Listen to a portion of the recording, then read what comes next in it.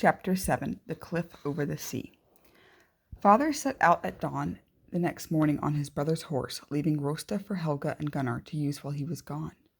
Helga waved into the pink light until she couldn't see her father anymore. Then she hurried out to the rubbish pile. She knelt down beside Ranger with a handful of dried fish. "I brought you some breakfast." Ranger sniffed. It was very fishy. But he was very hungry, so he gobbled it up. Funi ate his too, and then pawed at his fence. Helga leaned over and lifted him out. The pup celebrated his freedom by racing around the longhouse twice, stopping to bat at Ranger's tail for a while and racing around again. Helga laughed. "I see you're happy to be out, but we have a lot of work to do with Father away. You can both come with me to the cliffs to gather puffin eggs with Thora." The sky was a perfect blue as they started out on the path. Helga led Ranger and Funi through the rocky area where she'd gone searching for Rosta the day before. In the sunshine, it was hard to imagine how she'd gotten so lost, but when the weather changed here, it happened fast and fierce. Ranger stayed close to Helga, but Funi raced around the rocks. He scampered over a craggy bridge, slid down into a shadowy tunnel, and popped up through a mossy opening farther along. "He wants us to chase him," Helga said, laughing. Ranger didn't want to chase anybody. He wanted to do his work so he could go home. But Helga took off running, and Ranger followed her. His paws were still tender from the scratches he got the day before, so he tried to avoid the sharp rocks by staying on the damp, mossy areas. Ranger padded down a small hill onto one of those deep green patches. The moss felt cool and soft under his paws. But suddenly the ground collapsed underneath him. Ranger landed in a dark, rocky place a few feet below and yelped. "Oh, are you all right, dog?" Helga peered down at him. Ranger wasn't hurt badly, but he'd landed hard, and his paws stung again. He barked up at her. "You must have stepped where the moss was covering a hole. You have to watch out for that. Here." Helga lay down on her belly and reached down into the darkness. "Come on, jump up. Up." Ranger wasn't sure if he could jump high enough to get out of the hole. But before he could try, Helga slid down and wrapped her arms around his middle and hoisted him up onto solid ground. Then she found a foothold in the rocks and climbed out herself. She brushed the mud from her hands. "Ready to go now?" Ranger kept to the bare rocks after that. His paws were sore, but he didn't trust the moss anymore. Helga reached down and scratched his head as they walked. Ranger leaned into her hand, but he didn't feel quite right about it. He was supposed to have rescued Helga, not the other way around. As they approached the seaside cliffs, Helga spotted her favorite flowers, purple, white, and yellow blossoms that grew right out of the stones. When they'd first arrived, Helga wondered how anything could grow in such a stark, wind-blown place.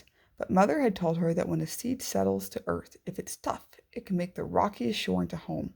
Mother promised that Helga, too, could grow where she had landed. Helga had tried to do that, working to help her family and learning to call this new land home, but she missed her family and neighbors back in Norway. At least Thora was here, but she was so busy caring for her younger brothers that she rarely had time to spend with Helga. At least they could collect eggs together, and it was a perfect day for that. The path to the cliffs was muddy, but otherwise there was no sign of the wild weather from the day before. There were no more threatening clouds, only a few bright puffs of white. One reminded Helga of a horse, but with extra legs trailing into the blue. "Look!" She pointed and traced its outline with her finger. "Perhaps that is Sleipnir in the sky." Father had told her about Sleipnir, the 8-legged horse ridden by Odin, the god of wisdom and war. Odin ruled Valhalla, where the warriors went if they died a brave death. Helga's grandfather had been killed in battle before she was born. He'd gone off with the Valkyries, Father said. There were warrior women who searched battlefields for dead heroes and carried them to Valhalla. Helga liked imagining her grandfather there with Odin, drinking mead and eating fattened pigs. But she still wished she could have time with him here in this world. She couldn't help feeling jealous of Odin and his strange-looking horse in the sky. By the time Helga looked away from the clouds, they'd almost reached the top of the cliffs. Waves pounded the smooth, round stones below. Sometimes Helga and Thora scrambled down the rocky path to fish from the beach, but today they would hunt from above. Helga looked down the path toward the lake. There was no sign of Thor yet, but she could start on her own.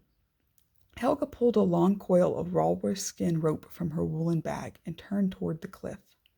Funi leaped at the rope and grabbed it with both front paws. Helga was so surprised she dropped it, and Funi wrestled it in the dirt as if it were alive. Nice hunting, Helga laughed. She took the rope and held it out of Funi's reach. I'm sorry, but I need this. You'll have to play with something else.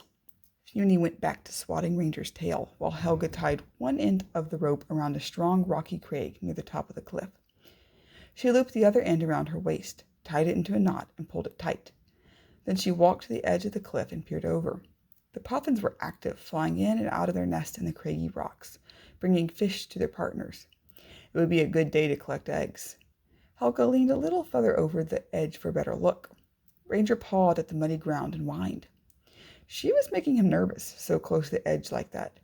Sometimes Luke and Sadie's family had picnics at a park with a stream and high waterfall.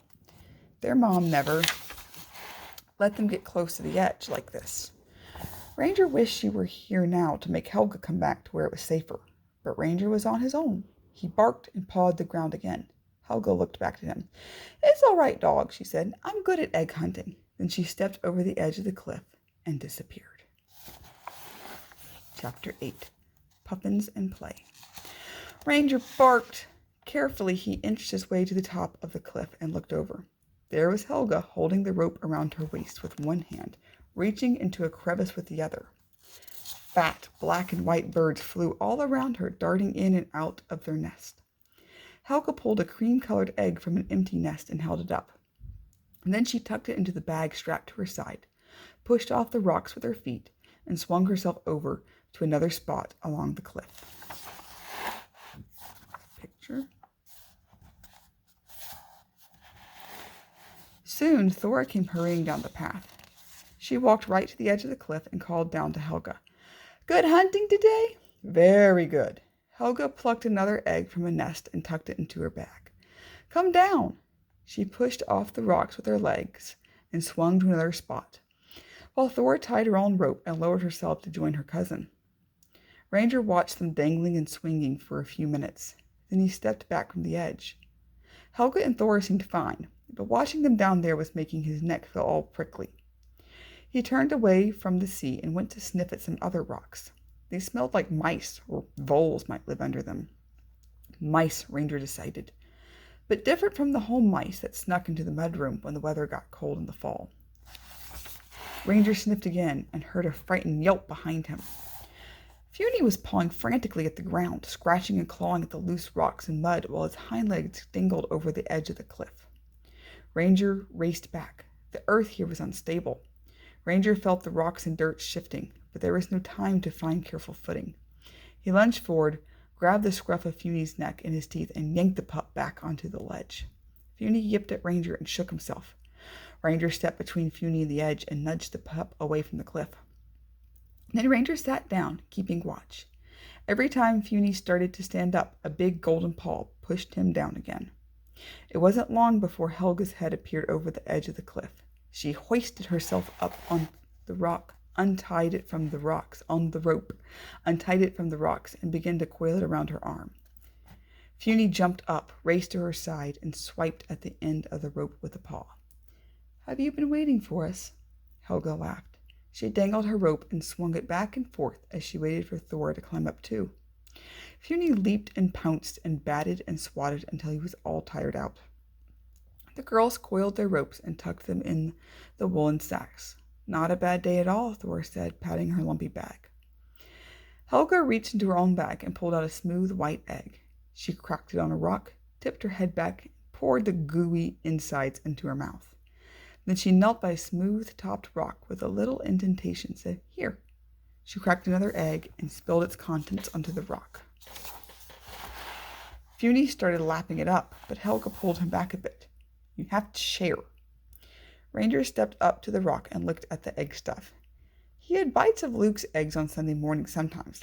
This was different. Cold and runny, but still good. When Ranger and Funi had finished their egg, Helga and Thor started down the path to the beach. The girls descended the rugged cliff quickly, as if it were just a few easy stairs. Funi zipped ahead of them, pouncing from rock to rock. Ranger went more slowly. He was heavier, and some of the stones crumbled and shifted as he eased down the bank. He didn't like walking on earth that moved under his paws, but he took his time, and soon he jumped down onto the beach.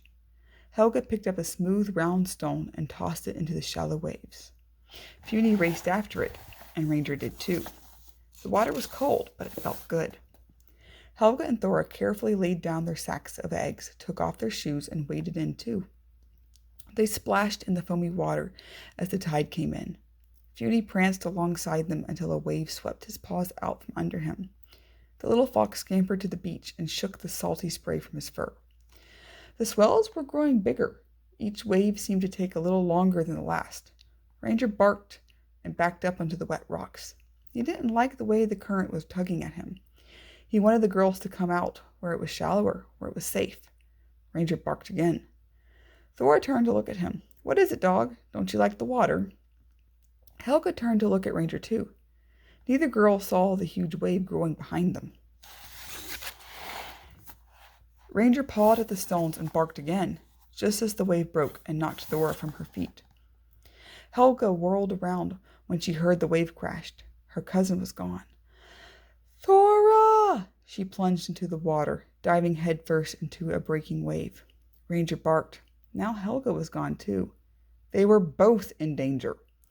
Ranger pawed at the sand. How could he possibly find them in the wild foaming waves? Ranger looked up the path from the beach. There was no time to run for help.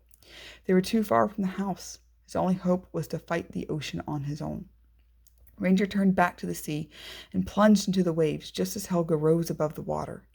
She had an arm wrapped around Thora as they splashed up onto the beach. The girls collapsed on the smooth stones. Ranger raced to their side and found them dripping out of breath and laughing. "That was the biggest wave I've seen since the afternoon we first arrived," Helga said, brushing her dripping hair from her eyes. "That day I was the one who got knocked over, remember? I owed you a rescue." "Consider the debt paid," Thora said, hugging her cousin. Funi trotted over and pounced on them. The girls laughed and pulled him into their circle. Then Helga reached out a hand to Ranger. "Here, dog. Everything's all right." Ranger stepped up to Helga and let her scratch his wet head, but he kept a close eye on the rising waves. Soon the girls stood up, and Helga said, "We better take the eggs home." She and Thor collected their sacks. They walked up the path together a ways, then said goodbye and set off toward their own family's longhouses. Ranger and Funi walked with Helga, but Funi kept racing off on his own. Finally, Helga scooped him up and carried him under her arm.